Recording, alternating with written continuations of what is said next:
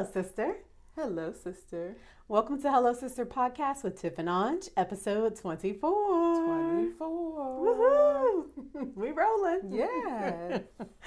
As always, a great episode. And first of all, before we get started, I'm sorry. I don't know if it's the angle, but the color is popping. Oh, thank you, sister. You Yes. picked it out. I did. I mean, naturally, I did. But no, it really does look good. Thank you. I appreciate that. Yes, you're welcome. And I love the pearls with it. Oh, sister. All you. Yes. Well, as always, we have a great episode for you. We're going to start off with a little bit around the social media world. We have a What the Florida. Of course. Yes. America turns 250. We Freedom Day. do. Independence Day, Freedom Day, whatever we want to call it. We'll talk about We'll it. talk about it. LeBron is leaving the Lakers. Oh, my God. I know. I'm really surprised about that. Mm-hmm. We'll talk about that. We have another messy minute. You all like to send us videos and questions, and so we have a good one for you today. Man. And we'll end in a sister salute. You ready to do this thing? Yeah, let's do it. Let's do it. All right, around social media. Oh, my gosh. So, Child.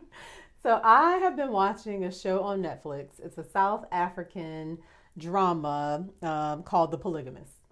You have not stopped talking about this I show. know. I want y'all to watch it. It's 22 episodes on Netflix.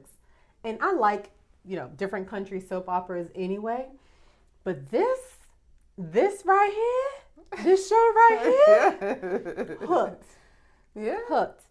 So, totally crazy show. It's right up our alley.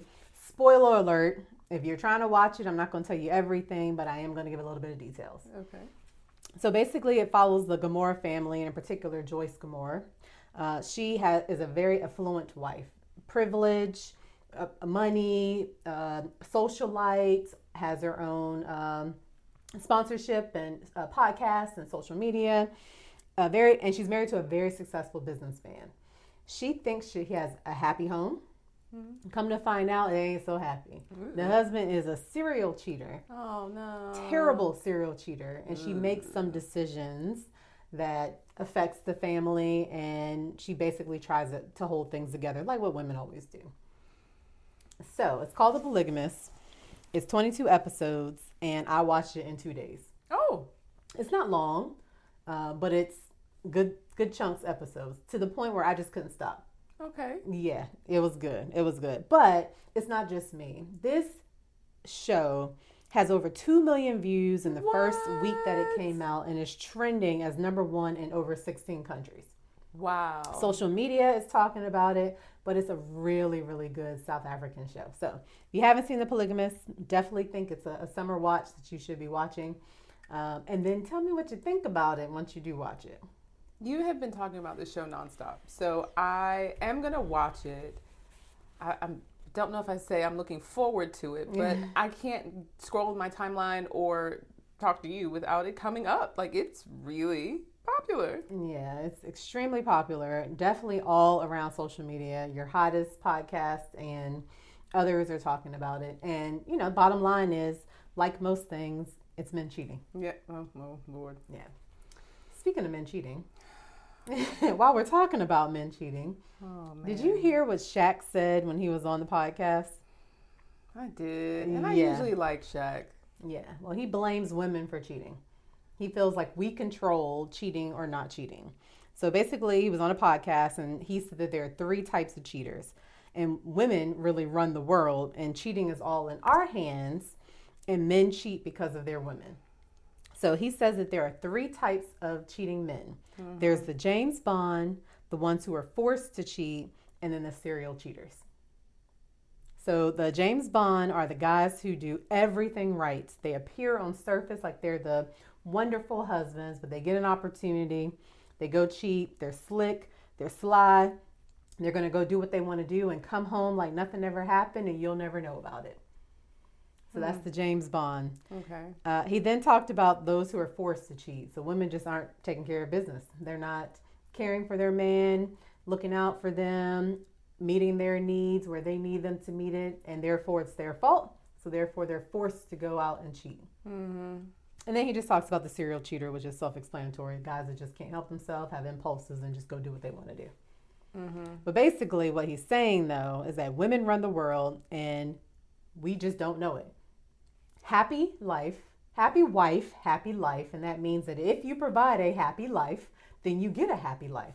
If you provide what men need, then you get what men need from them, from you, and therefore you keep a happy man. But it's really all up to the women in order to provide that, and therefore we're all in control, and men just kind of acquiesce to whatever type of lifestyle that we provide for them. His feedback. The girl was like, I don't think so. He was like, I don't care what you think. This is how it works. Exactly. So he doesn't care. And this is the exact reason why we live the way we live. I cannot control your impulse. Right. So if you want to do what you want to do and you're going to act on your impulse, how do I have any control over that? Because if you're acting like a wife and doing all the things to meet his needs, then therefore he has no reason to go out and cheat. Okay, so again, just going by what he said, the James Bond cheater, everything is perfect in his life. Right. There's nothing wrong. His wife is doing everything that she's supposed to do. It just so happens that in his example, he's in Rio, he sees something he likes, he acts on impulse, and then he cheats. Right. What did she do wrong? He didn't say. In his second example, the serial cheater, what did she do wrong? Yeah. So just now, the force in to his cheat. third example, where he's talking about being forced to cheat, you're not forced to cheat. If your wife is not providing you that for you and is not providing you the sex that you need, that takes a conversation. Right. And if she's still not doing it after you asked, begged, pleaded, then this person is not going to provide that for you. Right. Therefore, if you prioritize that in your life and that's something that you need, leave. Yeah. Leave or have an open conversation to determine if I want to leave. Right. Hence the polygamist. Well, Yeah. I think there is an accountability issue in our society. Yeah. It is not And a my control. fault what you do. Right. It's just like our example for is it cheating if you booty shake dance on another man. Please don't bring that up. I am. Lord help me. Please don't Because bring that up. I am just dancing, Mm-hmm. right? But he is trying to get off. How is that my fault that he is trying to get off? That is a male understanding the male mind. Yeah. That is not my problem, not my fault. So again, your impulse has nothing to do with me. It's your impulse. If you are a serial cheater, you should not get into a monogamous relationship. Right. Period. If you are a person who has impulse control, you should not get into a monogamous relationship. Agreed. Why is that her fault? And Shaq spent so many years talking about how he regretted cheating on Shawnee. Yeah, he did. And how he wished he hadn't messed up that relationship. Yeah. And he hasn't been in another marriage since. Right. So why would you blame the woman when you know it was your impulse control that ruined the relationship? So I think it's an accountability issue. You can do what you want to do Right. on your time outside of a relationship. Don't be in a relationship.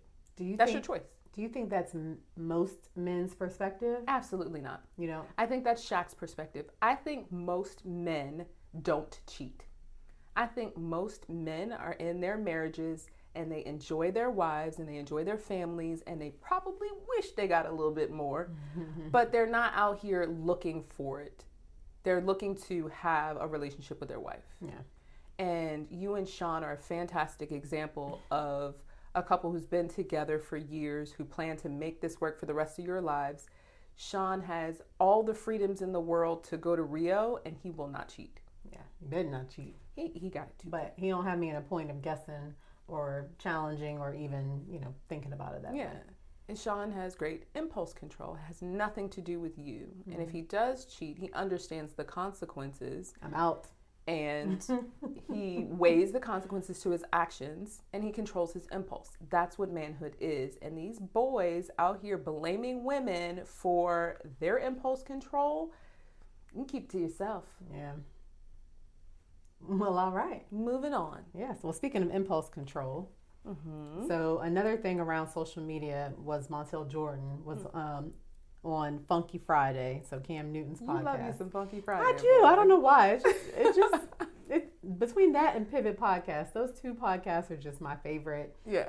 Ones where I feel like I resonate with the topics, and more importantly, like it's what people are talking about. So Funky Friday. Okay. Hot mess, first of all, but I like it. So Montel Jordan is on Cam Newton's show, and he's talking about never in your marriage having a prenup. Ever, ever, ever. And the reason he says that is because it ultimately gives you an out. It gives you an easy solution to not have to work towards something that should be a lifelong commitment, which is marriage.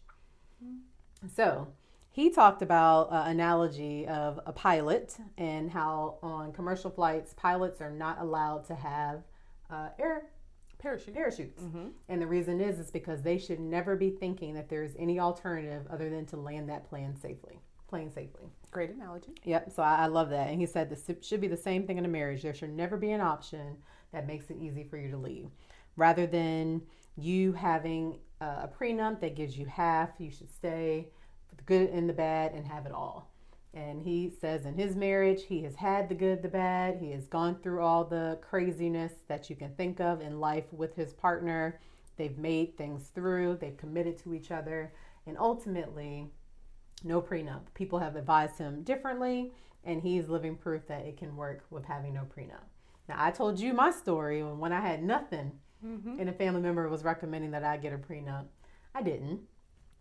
But what do you think? Is that something that people should evaluate their life, their lifestyle, and determine if they should have some sort of written agreement, prenuptial agreement that outlines rights and privileges should there be a separation? I think to each his own. So there are plenty of billionaires out there who meet a bartender and they decide to get married. Not a bartender. I mean, it happens. And they decide to get married, and 2-3 years later, she's not the one, and now she's walking away with $500 million. Yeah. So I think this depends on where you are and how you choose to protect yourself. I go into it in a different mindset. I believe that your business merging with another business, and does it make good business sense to take your $1 billion corporation, buy a startup? If the startup fails, they walk away with half of your assets. I feel very differently about it now that I'm divorced and had to divide and had to make those kinds of decisions. Yeah, it's not easy. Before divorce, I would have said, no, never a prenup. But understanding what we're building now and where we're going in the future, it would be advantageous to me to protect myself. And also, to each his own. If he want to give half his billions away, to a billionaire, what's losing $500 million? $500 million. It is $500 million, but do you have to really change your lifestyle? Yeah, well, sometimes it's about winning. It is about winning, though. Yeah, that's part of the issue. Yeah. But also, if y'all walk into it with nothing and you split what you've built together, that would be fair. So I just think it just depends on the situation, but I feel differently now that I'm divorced. Yeah. So I'm not going to make decisions for other people's relationships. Yeah, I just personally feel like I wish people would invest more time and energy into the relationship than taking away from it. Whether that's cheating, cheating is hard. It's not like it's an easy thing to just go do. You got to plan, you got to lie, you got to look at someone's face, you got to coordinate. Sometimes you paying money for stuff. Like all that, it's work is what I'm trying to say. Can you go cheat? Absolutely. But you have to keep up momentum of certain things. If you're a serial cheater, that for sure. is something that is just as much time and energy that you could invest into your marriage and protect your marriage and invest into each other.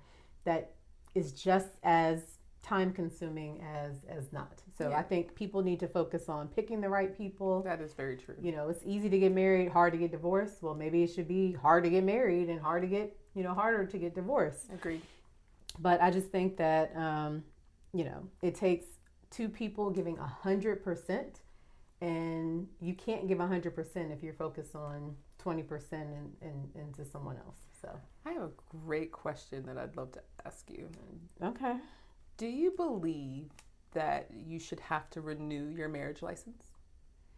Are we talking about a piece of paper at court or the vows and the act of recommitment? Both. Like, do you believe every 10 years or maybe every 5 Like years? a driver's license? Like a driver's license, you have to go back and renew your marriage certificate. Oof. And you have to choose that other person Wow. over and over again. And if you choose not to renew it, that you can walk away easier if you have to make the choice. Woo. I mean, it's easy for me to say because I just renewed my vows, so clearly I am in a committed, right? I choose him. But for others, I can only imagine after 10 years that we may have people who don't choose their partner. And I struggle with the purity, the bonds, and the importance of two-parent homes and relationships. Yes. Making it easier to me doesn't feel like the right solution. At the same time, staying in a bad relationship and doing all the things you want to do as James Bond doesn't feel good either. So I think my question to further probe is, if you know that the other person has to choose you again, would you put in more effort understanding that it could all end?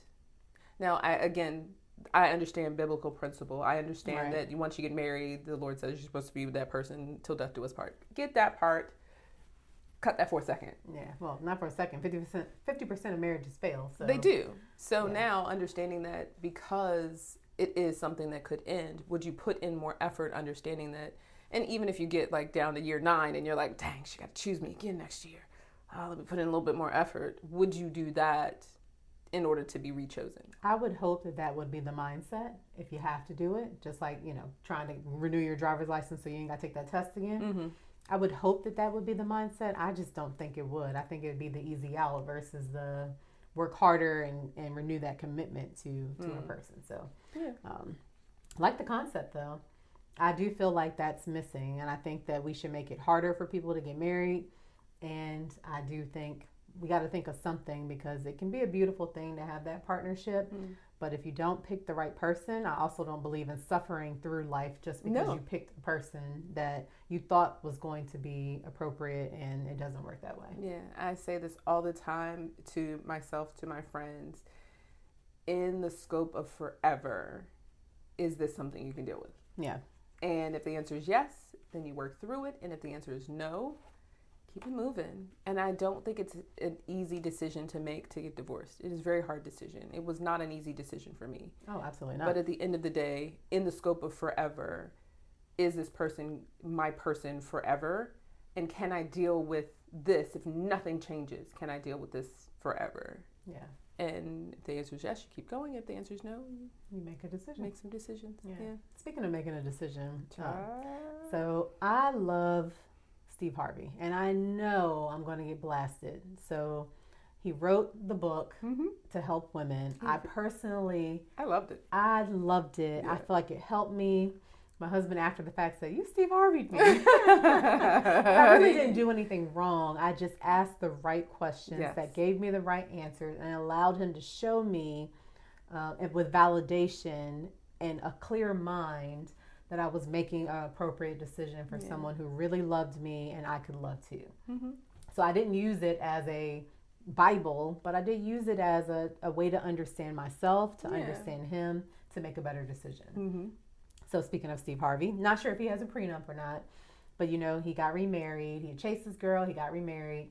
And he talked about protecting your relationship. And I think this kind of goes back to why marriage doesn't feel sacred anymore. But anyway, he said that he was making sure that he's protecting his marriage by not putting himself in situations to be tempted or to be talked about. So if he goes out to events, he's where he's supposed to be. He's not going to the after party. He's not going to the after event. His wife is going with them. He's checking in.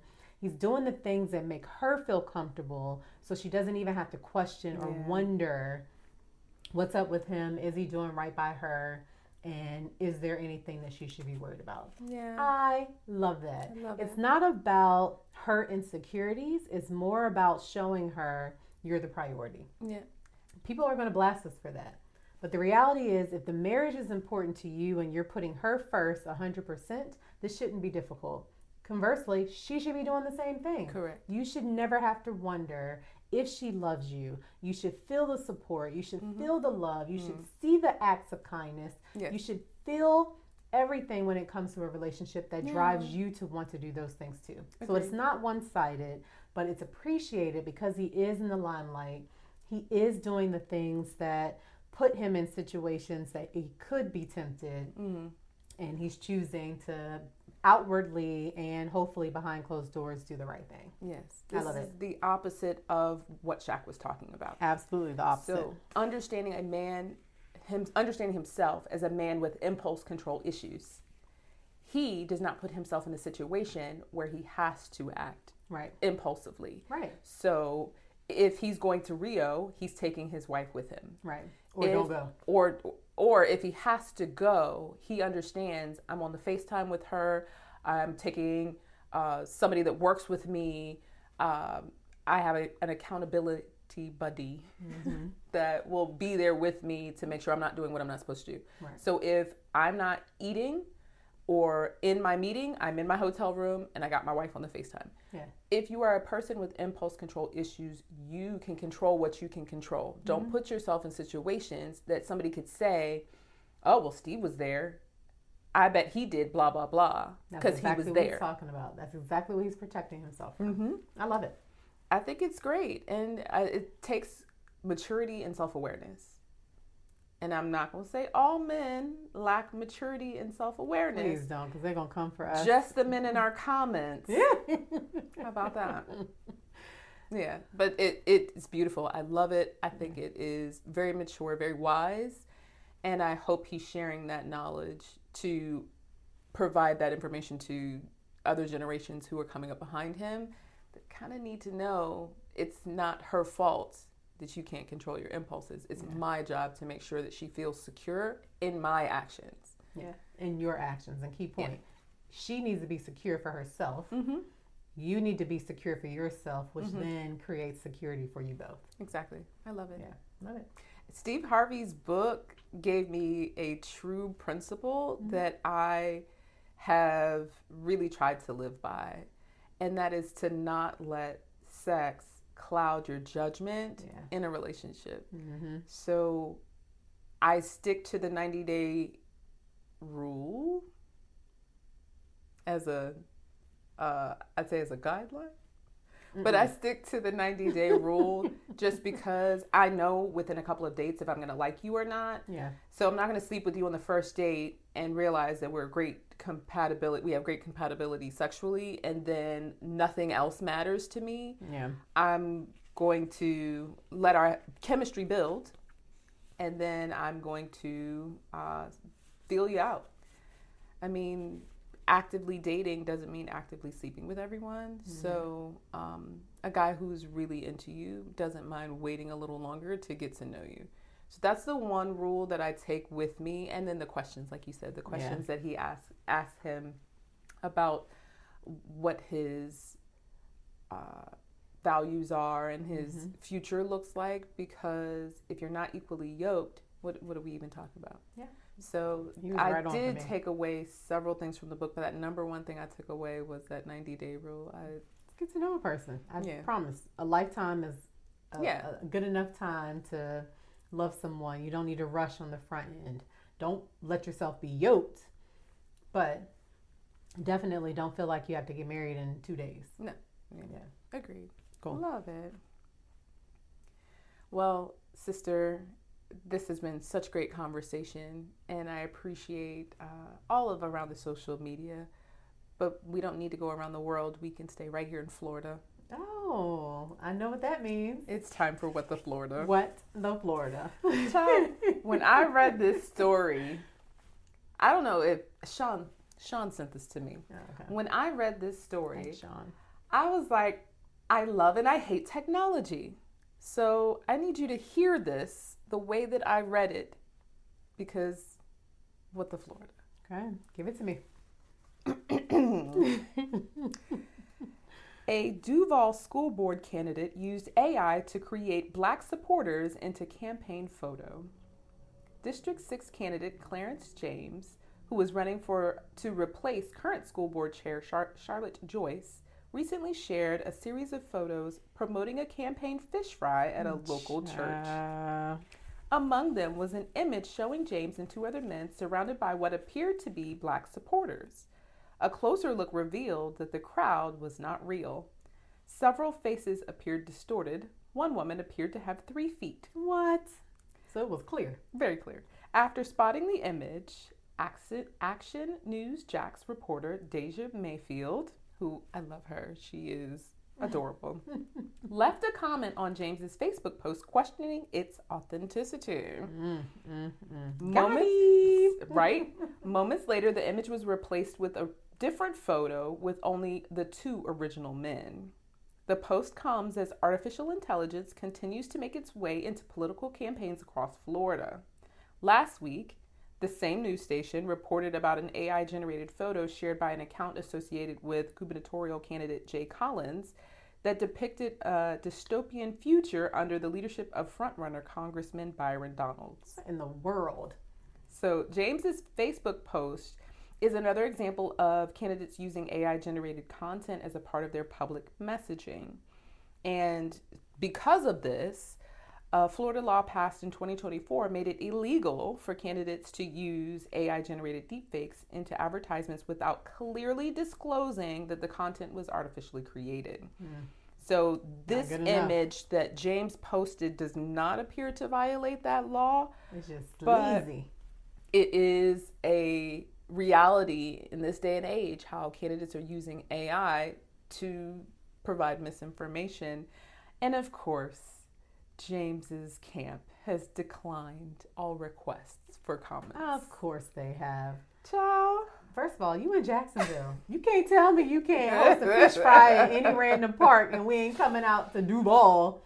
I mean, I guess that not enough people came to the church for the fish fry. I get that. But post 2 people. It's okay to say you were at Tiffany Baptist Church in Jacksonville with 2 people. Like, that wasn't going to hurt anything. What hurts is you lying. How can I trust you with anything? How can I trust you with making decisions? How can I trust you in representation if you are not doing what's best already?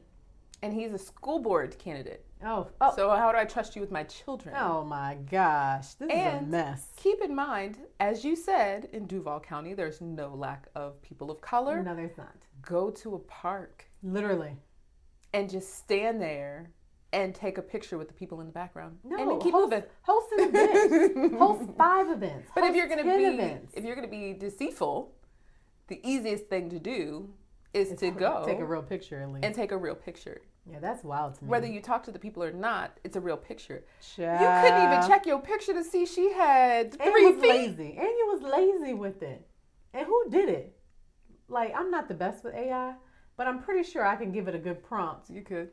That helps me to be able to do it. Hell, one of my friends, we went to the movies to go see Super Mario Brothers with his family, and we could not get a good background. So he just used chat and took a whole background and put us in there, and we looked like we were a part of a new universe. I love that. So you can't tell me that you couldn't have taken your time and found a real picture, taken a real picture, or at minimum checked your work.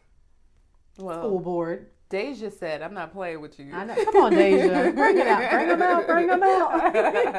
Come on, but Deja. It's just so wild to me that this is actually a story.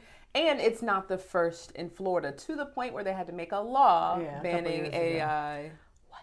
Not Florida. Yep. Story of our lives. Never ceases to amaze me.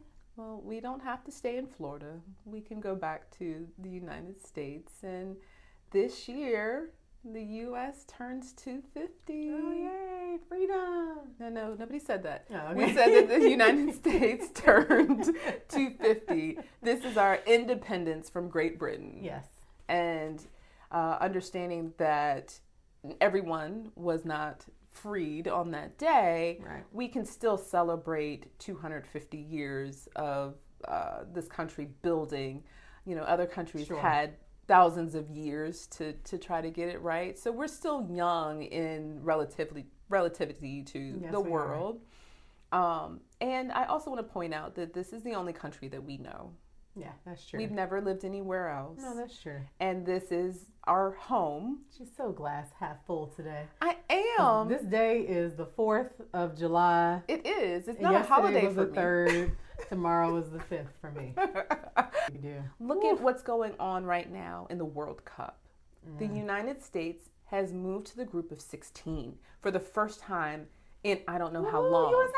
We are united behind our USA team in the World Cup. Yeah. I'm so excited. Yeah, I don't bring even that out. like soccer like talking about, but to know that the US is in the World Cup and we're about to play in the group of 16, I'm so excited. Yeah, sports always unites us. Exactly. Yeah. And understanding that the world's eyes are on us, we have an obligation to not air out our madness in front of the world.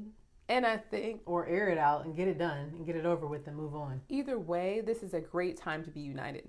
No, but I feel like this is the best time to show who we are, especially during this World Cup time, because I'm really excited about us moving forward and potentially being the group of 8. Like, can you imagine? No, I mean, I'm super excited about it. I'm excited for all of the countries to have pride and representation. And when we're a part of that pack, as we get to the best of the best, it obviously feels good and should be representative of how we show up as a country to the world as well. Yeah. You want to hear something crazy? I don't know if I can take any more crazy. It's not a what the Florida in a bad way, but it's a Florida thing. Okay. So, Luther Campbell is running for Congress. You know who that is? Uncle Luke. I want to rock. I want to rock. I want to rock. Don't stop. Pop that. Pop Yeah, that. land of the free, I guess. So he's running for Florida's 20th congressional district. Oh my God. After the prior candidate stepped down for ethical reasons. Ooh. So what's crazy is South Florida traditionally helps run and make our state pretty red. Yeah.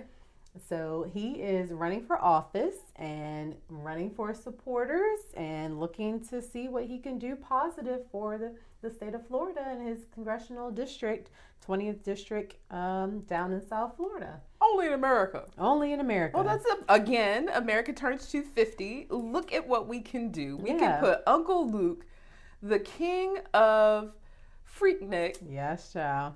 as in Congress to make change for his people. Growth happens. Do you think we can overlook his past and see growth now and give him that opportunity to represent and do something good with his power and influence and money that he's accumulated and wisdom that he's gotten now that he's older? Of course. I mean, what you do when you're in your teens and 20s and early 30s. And maybe even 40s. Wait a minute. Hold on. I think the things you do, if everybody had a camera back when we were younger, Sheesh. the things that we did and didn't get caught doing. Speak for yourself. Hey, look. You was out there with me. First What we of talking all, about? I may have been your lookout, but I was a good girl. You may have been my lookout.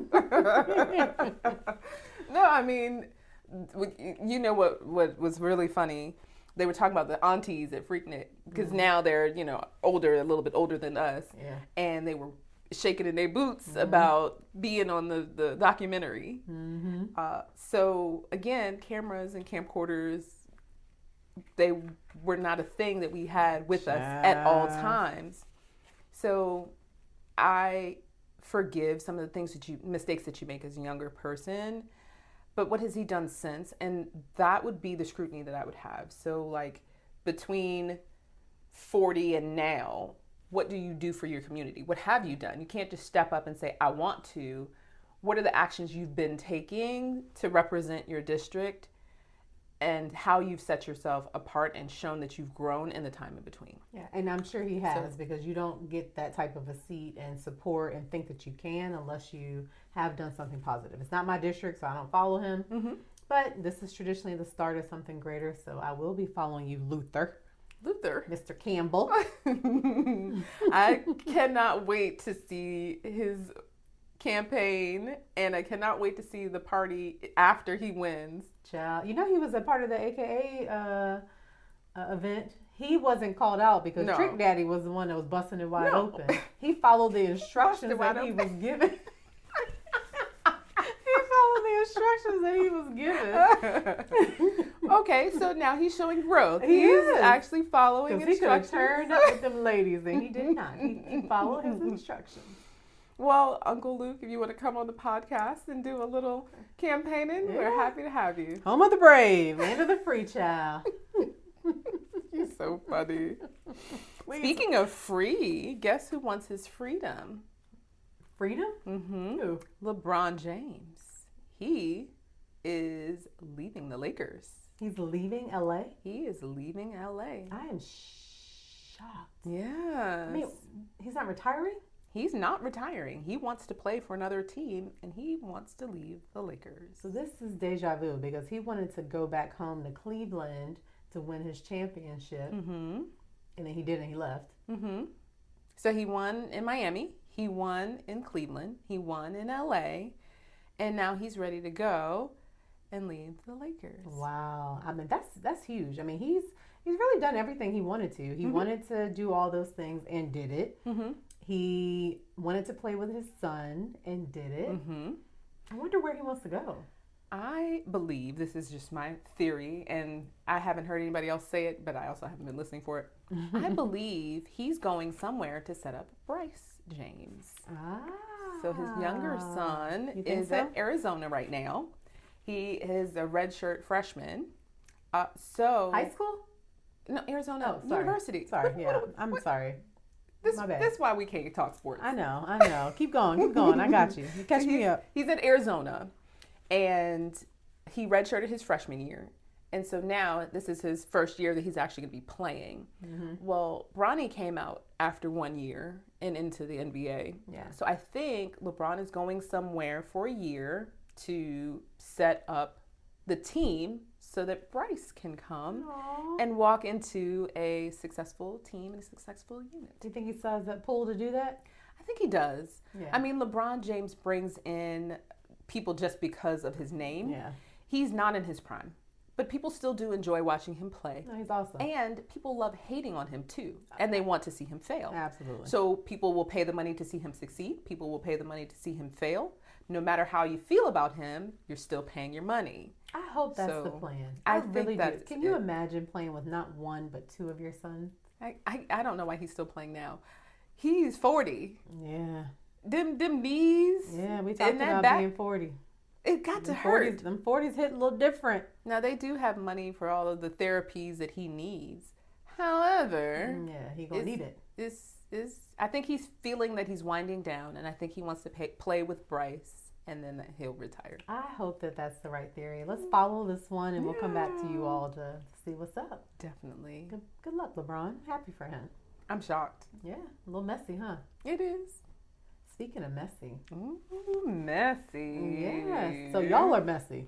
Okay? Very much so. Not only the comments. The comments are messy. Y'all got me engaged messy. Wild. Totally wild. A little fun, but definitely wild. I'm glad I don't do the comments. Yeah, that's on me. But woo! So the comments are wild, but what's even more crazy is our DMs. Oh, between absolutely. Dudes trying to holler at I don't know which one of us because they just say still don't you. Identify. They don't know. They don't say which one. And also some of the videos and questions you all send us. Please keep doing that. Yeah. It's fun.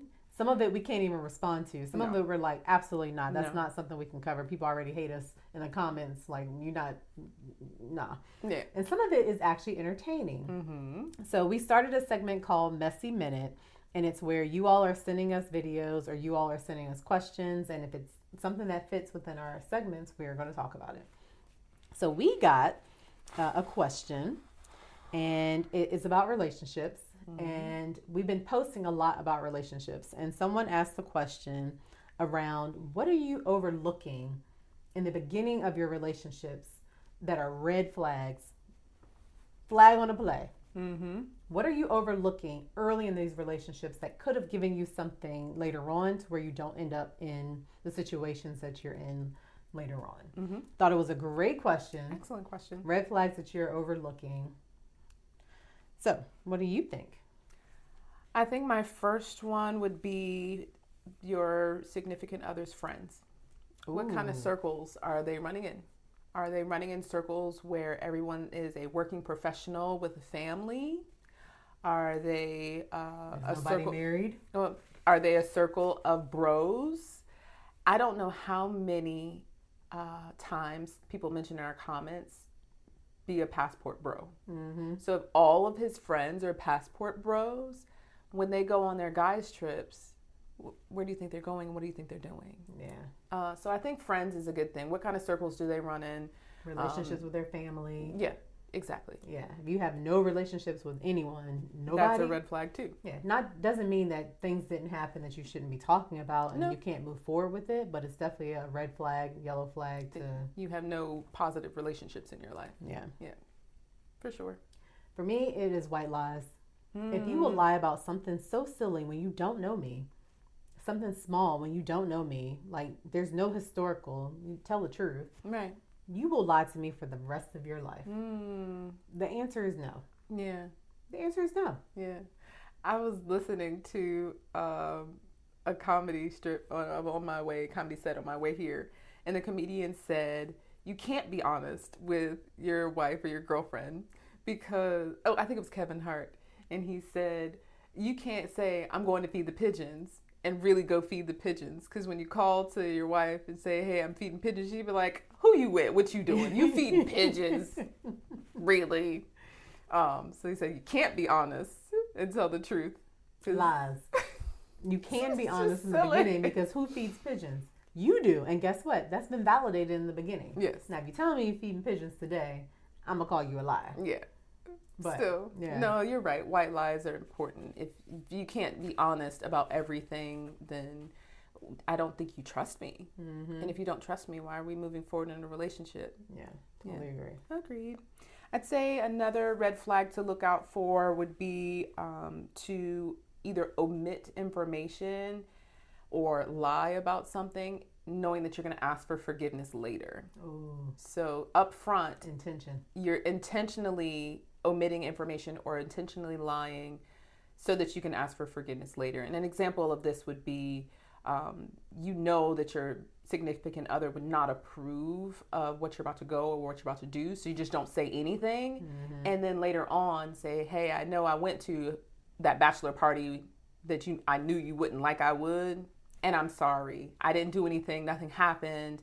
I was good. I upheld our relationship, but I went.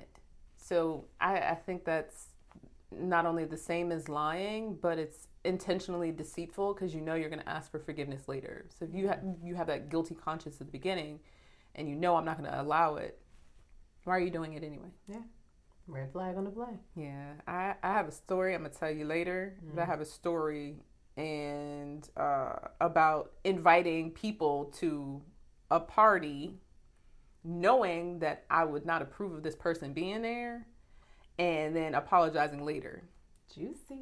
Child, we'll talk about that later. Yes, thank you. For me, it's communication. If you have bad communication on the front end, it is only going to get worse. Yeah, I agree. You have to over communicate in relationships, and good relationships require great communication. Yes. So if you don't return text messages and phone calls after 24 to 48 hours, in an age where we live next to our phones, Absolutely. you don't want to talk to me. Yeah. So that's a want to. You have to intentionally be ignoring me to not respond to me within 24 hours or 48 hours. I'm not asking for too much. No. You can even say, hey, I'm working out of town today. Look forward to seeing you when I get back. That's an answer. That is.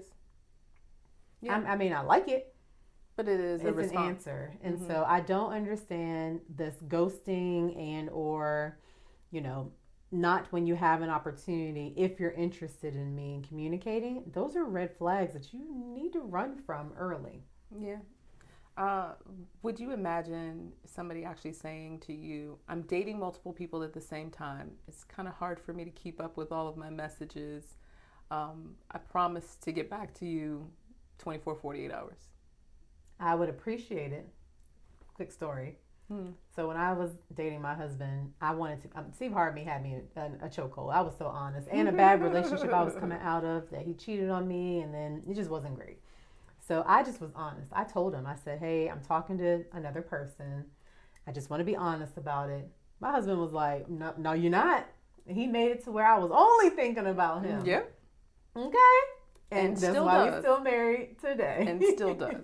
But it was the communication, Yes. right? It was the pop-ups at work. It was the pop text messages, the phone calls, the extra way that he made me feel. Like when I communicated openly and honestly, it didn't feel like he was trying to win me from bad intentions. He felt like he understood the assignment and stepped up to the plate to make sure that he was meeting the needs that I communicated that I felt like I needed. I love that. Yes. I love Shaq. I do too. But to the point, honesty, communication in the beginning. Yeah. Because the other person was I never felt like a priority. When he was around, I was always a priority. Of course. It made me feel like sweet tea. Of course. When I wasn't around, I was chasing him to figure out when the next time I would actually spend time with him. Right.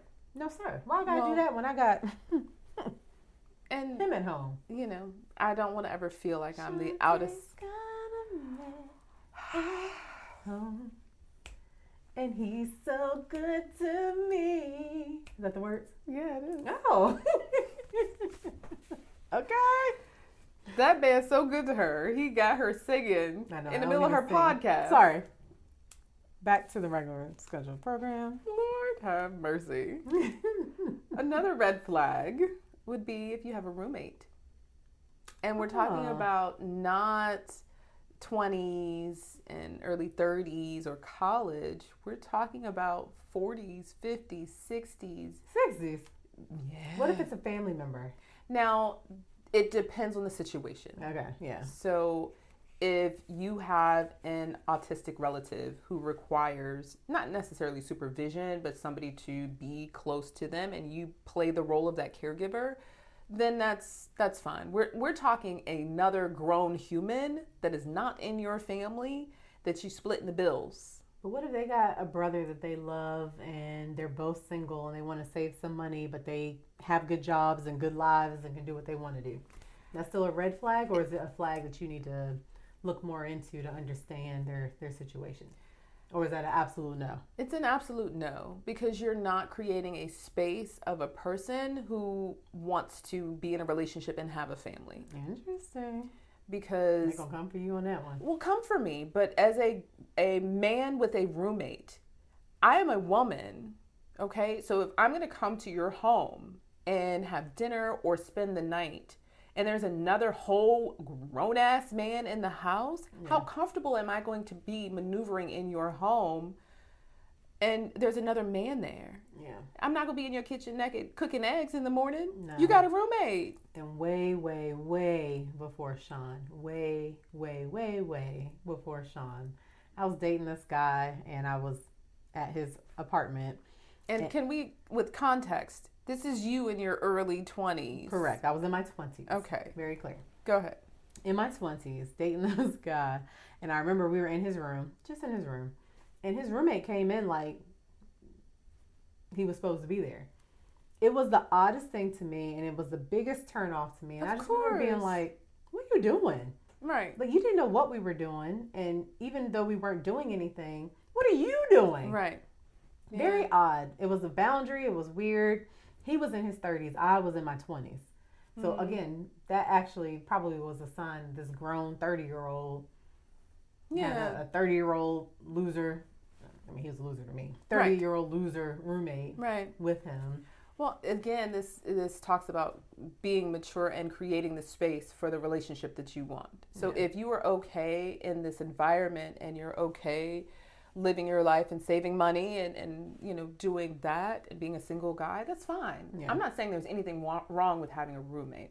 What I'm saying is if you are ready to take on the responsibility of supporting a woman in your life, you have to now create the space to do that. And you need your own place. You need to provide an environment. I'm not saying go get an expensive place, but I'm saying you have to provide an environment that shows that there is space for a female or your significant other to come into your life. I think that's fair. And women for the same thing. as a woman, you should be responsibly paying your own bills and living in a space that shows that you are ready for the responsibility of caring for your own place. Sure.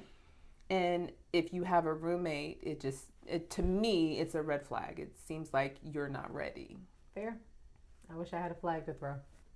Gotcha. Yeah, I like it. Thank you. Do you have any more? I don't. Well, I mean, I do, but we'll move on. Yeah. Well, my last one is your financial stability. Having the roommate and needing the roommate are two different things. But also a red flag to me is you're throwing and blowing money fast. Everything is YOLO to you. Let's take that trip. I know I don't have enough money, but I'm going to put it on my credit card so we can go have fun. You only live once. And that type of financial irresponsibility pours into your actual relationship because now you have to pay bills together. Now you have to, I would hope that he could pay all of his stuff on his own. But if you tack on our things that we do together, you have two people in the house, the water goes up. You got two people in the house, electricity goes up. And now that you have to contribute more into the household, if you still blowing money fast the way that you were yelling YOLO, that's a red flag to me. Well, especially in these good 40s and 50s. Yeah. I mean, when we were in our 20s, we talked about crazy stuff that we did. Yeah. That's not where we are today. That's not who we're looking for today. And what is your plan for the future? Are you planning for retirement? What does that look like? Child, are you going to work until you're 85? We talking about planning for retirement. I mean, seriously, I don't want to have to work until I'm 90. No, I feel you. So what's your plan? What's my plan? How can we plan together so that we can have a great life in retirement? If you out here blowing money now because it's YOLO, where we going to live? We going to live with our kids because you blew all the money? I feel you. I think it's a red flag. Flag on the play. Throw the flag. He's so funny. That's all I got though. Well, believe it or not, it's the end of the show. Is it? It is. Ooh. Yeah. Well, I mean, I'm glad to be at the end, but I'm also glad to celebrate this drink that we have. Yes. What we got today? What we working with? It's beautiful. We have a tequila sunrise. Yeah. And since it's the summertime, we're using 1800 coconut Woohoo. to make it a little bit more refreshing. It's beautiful. So tequila sunrise is orange juice, grenadine, and tequila. Very simple. Usually some ingredients that if you have a bar in your home, you keep stocked. And the 1800, it's a smoother tequila. It's 100% agave. I like it. Very nice. Well, Not the most beautiful. expensive, but not the cheapest either. Yeah. Well, cheers. Well, yes. Tequila sunrise. Beautiful. My two favorite colors.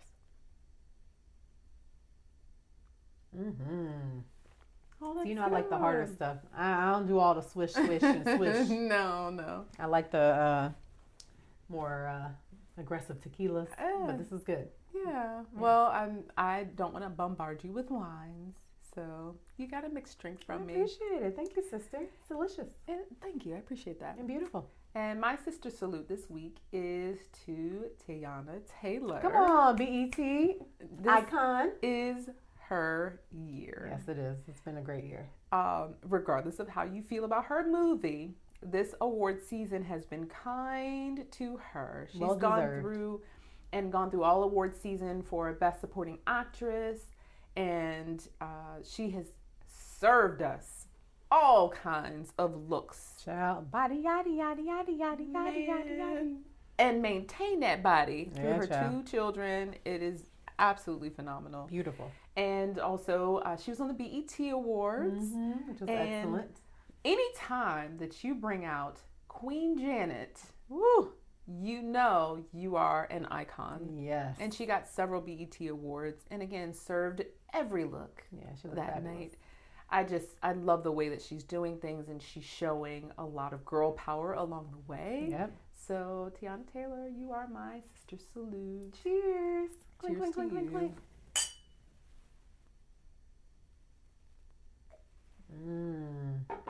Yep. Amazing. Totally worth it. She's amazing. Yeah. She is an icon. Janet Jackson presenting that was an incredible thing on the BET Awards. Yeah. Totally loved all of it. Awesome. Beautiful sister salute. Thank you. And that's the end of our episode. also to the rest of our sisters out there, to the sister who dared, to the sister who cared, to the sister who said yes to herself, we see you, we celebrate you, and we salute you. Cheers. Cheers. Clink, clink, clink, clink. Mm-hmm. Love you, sister. I love you, sister. Bye, Episode y'all. 24.